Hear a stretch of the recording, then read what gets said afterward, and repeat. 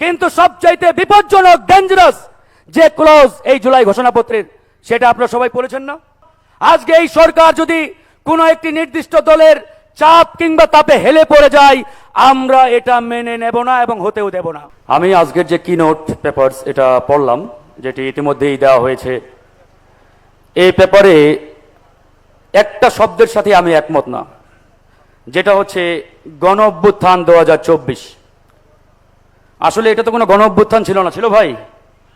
গণ অভ্যুত্থান সেটা যেটা জনগণের আন্দোলন সংগ্রামের মধ্যে ফ্যাসিবাদী সরকার পদত্যাগ করে হয় কারাগারে যায়, না হলে ভিন্ন কোনো পরিস্থিতির শিকার হয়। কিন্তু স্বৈরাচার যদি দেশ ছেড়ে পালিয়ে যায়, এটাকে গণ অভ্যুত্থান বলে না, এটা হচ্ছে বিপ্লব। বাংলাদেশে কি হয়েছে?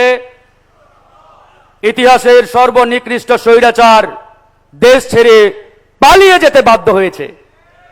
কিন্তু আমরা এটাকে বলতে পারি আমাদের এই বিপ্লব আমরা সম্পূর্ণ করতে পারি নাই, পরিপূর্ণ করতে পারি নাই। কেন হয় নাই? আমাদের সেই 5 আগস্টের মিছিল যখন বিজয় সরণি মরে গিয়ে স্টপ হয়ে গেল, থেমে গেল, সেখানে আমাদের বিপ্লবটি অসম্পূর্ণ রয়ে গেল। ওই মিছিল যদি আমরা জাহাঙ্গীর গেট কিংবা বিজয় সরণি মোড়ে স্টপ না করতাম, তাহলে এই 24 সালের জুলাই বিপ্লব শতভাগ বাস্তবায়ন হতো, পরিপূর্ণ হতো। তো যাই হোক, আজকে অনেক কথা, অনেক আলোচনা। অনেকেই সরকারকে নানা রকম আইনি ফিন্দি ফকির দেখায়, ফাঁক ফকর দেখানোর চেষ্টা করে, আইনের নানান ধারা উপধারা বোঝানোর চেষ্টা করে। আমরা তাদেরকে বলতে চাই, এই অন্তর্বর্তীকালীন সরকার, এই সরকার বাংলাদেশের কোন আইন কোন সংবিধানে লেখা আছে তারা যদি আমাদেরকে একটু দেখাতে পারে, আমরা অন্তত সন্তুষ্ট হতে পারি, আশ্বস্ত হতে পারি যে কোথায় এই অন্তর্বর্তীকালীন সরকারের ধারাটি লেখা আছে। লেখা নেই।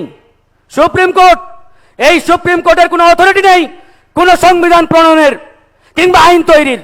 সুপ্রিম কোর্ট দুটো কাজ করতে পারে, আইনের ব্যাখ্যা দিতে পারে, অথবা পার্লামেন্ট কর্তৃক কোনো আইন রচিত হওয়ার পরে ওই আইনের সাথে কোনো অসামঞ্জস্যপূর্ণ ধারা থাকলে সেটা সুপ্রিম কোর্ট বাতিল করে দিতে পারে।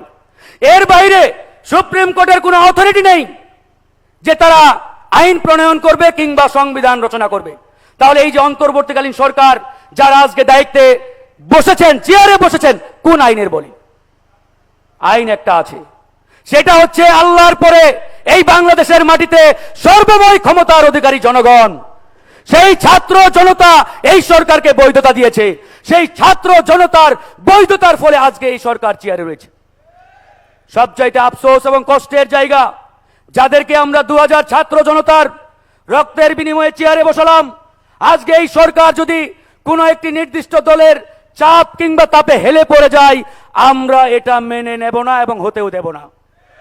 জুলাই ঘোষণাপত্র দিয়েছেন, এই ঘোষণাপত্র আমাদের মন মতো হয় নাই, তারপরেও আমরা মেনে নিতাম। কিন্তু সবচাইতে বিপজ্জনক ডেঞ্জারাস যে ক্লজ এই জুলাই ঘোষণাপত্রের, সেটা আপনারা সবাই পড়েছেন না? 22 নম্বর ধারায় এই অন্তর্বর্তীকালীন সরকারের জুলাই ঘোষণাপত্রে লেখা আছে, এই ঘোষণাপত্র পরবর্তী নির্বাচিত সংসদ অর্থাৎ আগামীতে যারা সরকার গঠন করবে তারা তাদের সংস্কারকৃত সংবিধানের তফসিলে অন্তর্ভুক্ত করবেন। How funny! যদি পরবর্তী সরকারই করে, তাহলে এই যে আপনারা আমাদের নিয়ে 2 মাস আলোচনা করলেন, 1 মাস টানা ঐক্যমত্য কমিশনে মিটিং করলাম, এই তামাশা করার দরকারটা কি ছিল ভাই? বলেন, এই তামাশার কোনো মানে হয় না। এই সরকার কোনো দলের নয়, কোনো মতের নয়, কোনো গোষ্ঠীর নয়।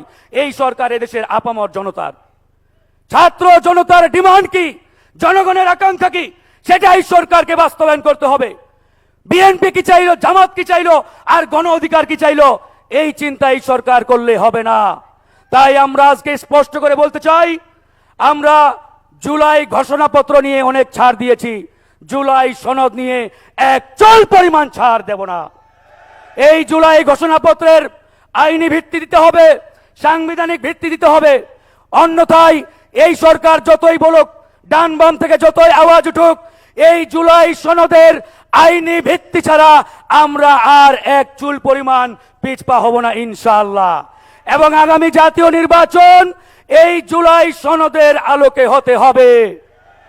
ওই হাসিনার রেখে যাওয়া সংবিধানের অনুযায়ী আগামী জাতীয় নির্বাচনের চিন্তা করবেন।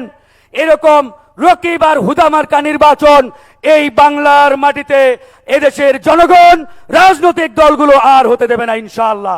আপনারা প্রস্তুত আছেন তো?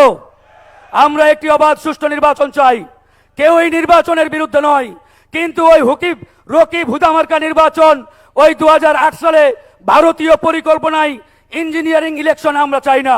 আমরা একটি অবাধ সুষ্ঠু ফ্রি অ্যান্ড ফেয়ার ইলেকশন চাই, যে ইলেকশন বাংলাদেশের ইতিহাসে একটি উজ্জ্বল নক্ষত্রের মতো জনগণের সামনে দৃষ্টান্ত স্থাপন করবে।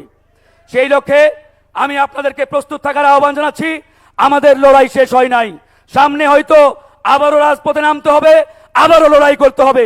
তবে একটা কথা বলেই শেষ করব, আমরা ইতিহাসের সবচাইতে বড় ফেরাউন, লেডি ফেরাউন খুনি হাসিনাকে ভয় পাই নাই।